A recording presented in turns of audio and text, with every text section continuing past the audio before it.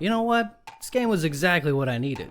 Not too often do I go into a new game nowadays and get blown away. It's just easier to get a feel for how the game will play with all the gameplay footage that gets released pre-launch, but this one felt so much different than I was expecting, and in a really fantastic way. From a deep and intense original story filled with twists and turns that had me thinking about this days after beating it, and a widely engaging combat system that blends traditional turn-based JRPG elements as well as high skill cap timing systems you'd expect from games like Sekiro, all wrapped up into a neat, robust combat package. But that's just scratching the surface. Let's dive deeper into the details of Clair Obscur and break down what makes this game so unique and feel like a refreshing sidestep from the more recent RPGs. And I'll reveal my one and only issue with Clair Obscur, but honestly, it has nothing to do with the game mechanics, so...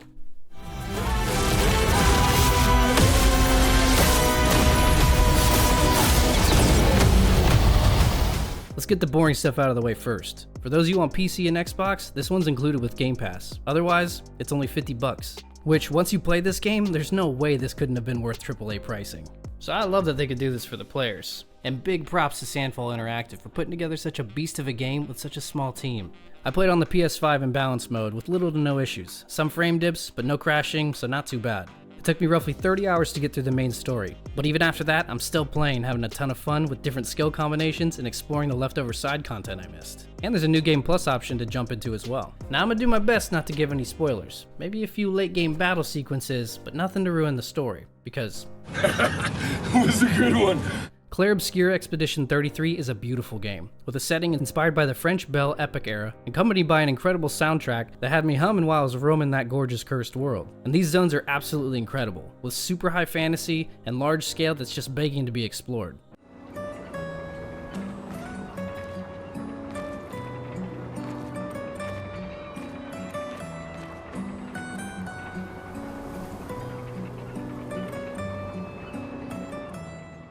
Now the only problem is, the people who reside here, their lives are predetermined by the paintress, who's been counting down since age 100. Every year the number ticks down as she paints the age of those who'll be taking the gommage, which is the end of their life. You take charge of what starts out as a team of 3, and you're part of a campaign known as Expedition 33, with hope to find a way to reach the paintress and break that terrible cycle. Clair Obscur is cinematically stunning as it is visually, and with an exceptional cast of voice actors including names like Jennifer English, Ben Starr, and Charlie Cox, aka Daredevil himself, made for one hell of a convincing performance that kept me engaged and invested in the characters, and wanting to listen to not only the main cutscenes, but the side dialogue as well. As you set off into the unknown, you're not the first to do so. In fact, expeditions have gone and failed between 34 and 100, leaving traces behind and flags that serve as rest points to replenish things like health and in-battle consumables. And here's that one small problem I mentioned. Previous expeditions would leave messages for you to find and collect in their final moments. Insight to what they discovered, tragic endings, and even some fun lighthearted stories. Some of these are long, and if you like lore and enjoy backstories, you'll love this aspect. But if you're having trouble sitting still like me and want to keep playing, you can't do it. You gotta sit there and watch a black screen with text. If I had one change to Clair Obscur, it'd be to let us listen to the story logs while being able to explore. They have incredible voice acting throughout the game, and even in these logs, there was no different. So it's something I'd hate to be lost on players that don't want to sit and wait. You'll find these logs all throughout the large world, which if you're a fan of old school JRPGs, you'll find it quite nostalgic. It reminded me of Final Fantasy VII and Cid's flying ship, the Highwind. It's similar in that you move around a large portion of the map with the same kind of perspective. This is where you can find various enemies, hidden loot, and even side bosses roaming around in this area. But more importantly, the zones within them that port you into more linear areas. And there are quite a few too, all visually unique and hiding their own secrets from important main mission content, optional side content, and hidden items like game-changing weapons and Pictos. I'll get into what Pictos are a little bit later. I think the most interesting part about Clair Obscur's map system, besides the nostalgic vibe, is a feeling of mystery it gives. How much there is to explore and check out. I found myself going off the beaten path because the zones were just too intriguing to pass up, and I just had to see what they were about. But you can stumble onto some seriously tough spots with enemies that'll straight up body slam you early on. So needless to say, you'll end up revisiting areas later on when you get more powerful. I really like this design choice because it doesn't feel like side content dried up, rather force you to push forward in the main story so you could revisit that spot that stumped you earlier. It's a great balance between exploration and the main story, and you can easily flip-flop between the two and get sucked in either one easily. The only downside is there's no quest log or checklist, so you have to put your thinking cap on and remember where you visited. I ended up backtracking into some areas twice, only to turn around quickly after realizing I cleared out that zone earlier. But let's talk about combat and the core mechanics of the gameplay. Like in traditional turn-based JRPGs, you find enemies while you're exploring, and you can choose to engage, or if you get too close, they'll come after you and start a battle sequence in typical turn-based fashion. But this is not your typical turn-based RPG. Although it may look like it with its stylish Persona 5-esque action board and your party of 3 members, but there's a secret sauce to this combat that ties in high skill cap ARPG elements, and that's with dodging, jumping, and parrying. And of course, one must have a perfect execution option for all of these. Duh. And you can be rewarded with perfectly timing any of these, and even perform hard-hitting counters with perfect parries. You even time your action abilities as well with hitting a corresponding button, but if you hit it perfect, you get to deal bonus damage as well. This reminded me a lot of Legends of Dragoon.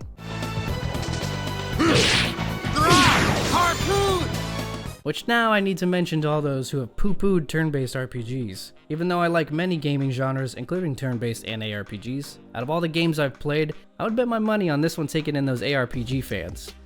It's super engaging combat, and a great game if you're someone who loves a good challenge. If you have perfect timing, nothing is stopping you from taking out wicked difficult enemies early on, and getting seriously rewarded for it. You could perfect counter your entire battles and do nothing else to see victory, but it is tough. The opportunity window to perfect parry is tight, and super challenging to get locked in, and Clair Obscur has no shortage of unique enemies and attack patterns that they produce. So you'll find yourself getting to know each enemy pretty well to learn their timing. Definitely a solid selling point to my Souls players out there. And as a side note, I played on normal difficulty, and I love a good challenge, but I had no desire to see what the hard setting was, because the timing windows were already slim and normal. Now each Expeditioner has their own unique set of abilities and mechanics. They all differ wildly, and can be kind of overwhelming at first. And as a fair warning to this point, Clair Obscur is super detailed when it comes to its skill setup. Not only in the way of how their fighting styles function, but how pictos and perks are used as well, which I'll explain next. So there's definitely a steeper learning curve, but it's super rewarding when you nail it down. But I'm gonna try and simplify this. Each character's core mechanic is either stance-based, or apply marks to themselves or the enemy. If you can think of it this way, I think it'll help you grasp the modifiers of each Expeditioner a little bit easier.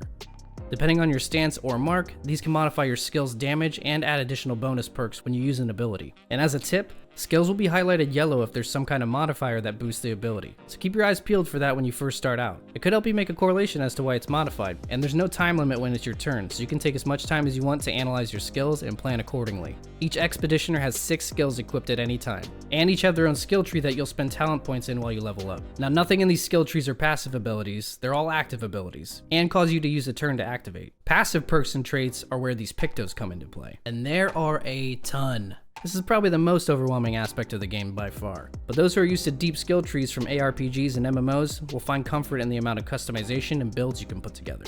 From simple effects like dealing more damage after your health goes below a certain point, giving speed buffs or AP points when you use a tint or a consumable, and even wild ones like auto revive once per battle. You can equip up to 3 of these at any time, but here's where Clair Obscur takes it even further. Even though you have 3 slots to equip, that's technically not true. The point of doing so is to level up the pictos to be utilized with what's called Lumina. Once you level up a picto after having it equipped for 4 battles, you can now use Lumina points to assign even more pictos beyond your 3 you have equipped. So another tip here, level up those pictos so you can have them available to equip on all your Expeditioners. And ones like starting AP or AP on parries makes a massive difference in a battle. AP is king.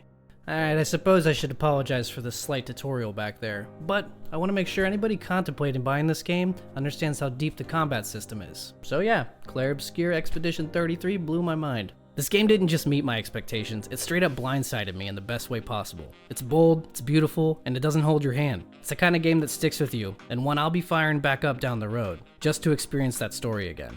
One minute you're getting bodied by some massive Nevron, and the next you're an emotional wreck from the story twist you didn't see coming. So whether you're a JRPG veteran, or a Souls-like junkie, or a gamer who just loves new amazing stories and worlds to roam through, Clair Obscur Expedition 33 is definitely worth your time in my opinion.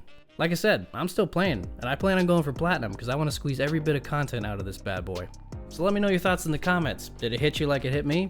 And if you got any sweet builds or wild picto combinations, let me hear them. Thanks for hanging out, and if you like this breakdown and review, make sure to hit that like button. As always, happy gaming, and I'll see you guys in the next one.